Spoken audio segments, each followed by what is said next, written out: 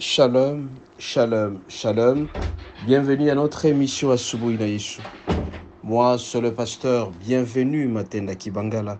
Je salue toutes celles et tous ceux qui suivent régulièrement notre émission Asubuhi na Yesu et vous souhaite de très bonnes conditions d'écoute. Asubuhi na Yesu, qui signifie dans l'une de nos quatre langues nationales, le matin avec Jésus. Bien-aimés, ce matin, notre thème s'intitule Comment nous nous comportons quand nous apprenons la souffrance des autres. Je répète, comment nous nous comportons quand nous apprenons la souffrance des autres. Bien-aimés, personne n'est exempt de la souffrance. À certains moments, c'est nous qui souffrons, et d'autres moments, ce sont les autres qui souffrent. Alors on se pose la question, quand nous apprenons que tel est mort, quand nous apprenons que tel est malade, quand nous apprenons que tel est en captivité, quand nous apprenons que tel souffre, comment nous nous comportons, comment devant telle question nous répondons et comment notre cœur se sent. Bien-aimés, ce matin, nous allons lire à cet effet Néhémie 1er, chapitre 1er, du 2e jusqu'au 9e verset. Nous lisons au nom de Jésus. Anani, l'un de mes frères, et quelques hommes arrivèrent de Juda. Je les questionnais au sujet de Juifs rescapés qui étaient restés en captivité et au sujet de Jérusalem. Ils me répondirent, ceux qui sont restés de la captivité sont là dans la province, au comble de malheur et de l'opprobre. Le mirail de Jérusalem sont à ruine et les portes sont consumées par le feu. Lorsque j'entendis ces choses, je m'assis, je pleurais. Et je fus plusieurs jours dans la désolation. Je jeûnais et je priais devant Dieu des cieux. Et je dis, ô Éternel, Dieu des cieux, Dieu grand et redoutable, toi qui très souvent gardes ton alliance et fais miséricorde à ceux qui t'aiment et qui observent ses commandements, que ton oreille soit attentive et que tes yeux soient aussi ouverts.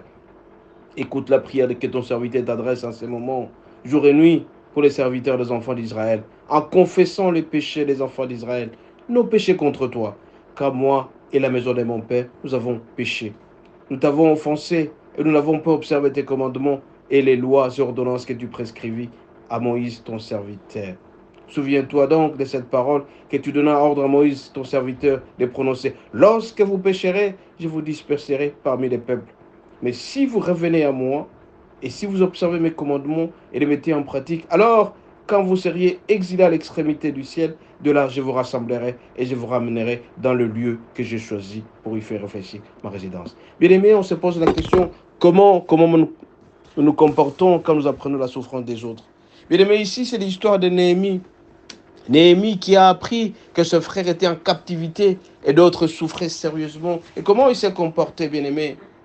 Néhémie portait un réel fardeau. Il avait un fardeau pour ses frères, parce que ses frères ont souffert en Judée. Même sans avoir passé certaines épreuves avec eux, lui n'a pas souffert parce qu'il était grand serviteur à la cour du roi. Ce sont les autres qui souffraient. Mais il s'est identifié, bien aimé, à eux en renonçant sérieusement au luxe du palais. Mais combien de fois nous, bien aimés, combien de fois de temps en temps, quand nous apprenons que l'autre est en train de souffrir, nous sommes dans la joie parce que tel a été démis de ses fonctions, parce que tel a été frappé, nous nous réjouissons. Mais ici, Néhémie, bien-aimé, il a renoncé à ce qu'il faisait. Il a commencé à pleurer, il a commencé à jeûner et s'est lamenté. Il a eu la compassion, bien-aimé. Il a prié le Seigneur. Il a alors confessé ses péchés comme si c'est lui qui souffrait. Il s'est identifié aux autres, bien-aimés. Il a demandé à Dieu de se souvenir de la promesse. La promesse selon laquelle que si jamais ils péchaient, ils seront dispersés. Mais par contre, s'ils reviennent à lui, ils seront encore rassemblés.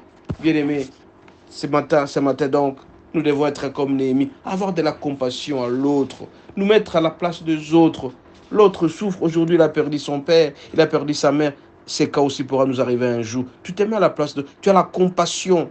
Alors si chaque fois il faut intervenir, tu interviens financièrement, tu interviens spirituellement, tu essaies un peu de rehausser de ta présence en donnant des bons conseils, en renforçant de ta présence, en disant que non, cette situation peut arriver. Et s'il faut prier, il faut prier. Ici, Néhémie bien-aimé a jeûné, il a prié, il a eu la compassion de ses frères.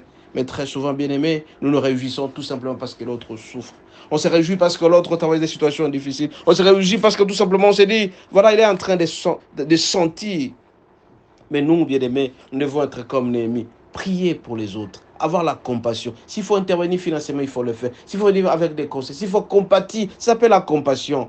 Bien-aimés, nous devons nous identifier aux autres quand les autres souffrent. Bien-aimés, ce matin, donc, nous aussi, nous ne devons jamais nous réjouir de la souffrance des autres. Bien-aimés, mais par contre, compatir, partager la souffrance. Quand tu partages la souffrance, ton ami sera très content parce que tu l'as assisté. Assistons ceux qui souffrent. Pensons aux autres. S'il faut prier pour eux, nous devons prier. Et si Néhémie a jeûné, il a prié pour demander au Seigneur de maintenir son alliance. Que le Seigneur garde cette alliance, qu'il les assiste. Si jamais ils péchaient, qu'il les disperse. Mais par contre, que s'il revenait à lui, qu'il les rassemble de plus en plus. Nous aussi, bien-aimés, ne disons pas tout simplement que l'autre est en train de souffrir, il est en train de sentir la souffrance, mais demandons au Seigneur de pouvoir aider cette personne-là, de revenir à la décision, de l'aider, d'être heureux dans sa vie, de compatir, de partager la souffrance, d'aider les autres. Et quand on s'identifie à l'autre, bien-aimé, d'après la parole selon laquelle c'est que l'homme aura semé les mentionnaires, nous aussi, quand on va traverser des situations difficiles, d'autres personnes viendront aussi à notre secours. Allons au secours de ceux qui souffrent. Partageons la souffrance des autres. Ne nous réjouissons jamais de la souffrance des autres. Parce que si cette situation lui arrive aujourd'hui, un jour aussi ça pourra nous arriver. Parce que la terre tourne, bien aimé. Personne n'est exempté de la souffrance. Toute personne qui est sortie, qui est née de la femme, connaîtra certainement la souffrance de sa vie. Nous aussi, bien aimés, ce matin, donc je vous en supplie d'avoir la compassion des autres, de partager la souffrance des autres quand nous apprenons qu'ils sont en train de souffrir. Ne nous réjouissons jamais quand les autres souffrent. On se pose la question, comment nous nous comportons quand les autres sont en train de souffrir? Partageons la souffrance, compatissons avec eux, demandons grâce à Dieu de pouvoir les aider. Et quand on demande à Dieu, il pourra intervenir. Donc nous avons l'obligation. À un certain moment, s'il faut gêner, nous gênons. S'il faut prier, nous prions. S'il faut pleurer avec les autres, nous pleurerons. Et s'il faut intervenir financièrement, nous le faisons. À ce moment-là, donc, le Seigneur sera très content de nous parce que nous partageons la même chose que les autres. Ne nous réjouissons jamais de la souffrance des autres, mais par contre, compatissons. Prions pour les autres. Quelqu'un qui ne parvient plus à prier, priez pour. Parce qu'il y a des gens qui ont du mal à prier, qui ne veulent pas reconnaître leur souffrance. Mais tout simplement, quand nous allons prier, nous allons rappeler au Seigneur les très bonnes choses pour les autres. Ils seront aussi bénis. Bien-aimés, ce soir donc, ou ce matin donc, je vous demanderai tout simplement de prier, de compatir, de partager la souffrance aux autres. À ce moment-là, le Seigneur sera toujours avec vous. Soyez bénis et à la prochaine. Amen.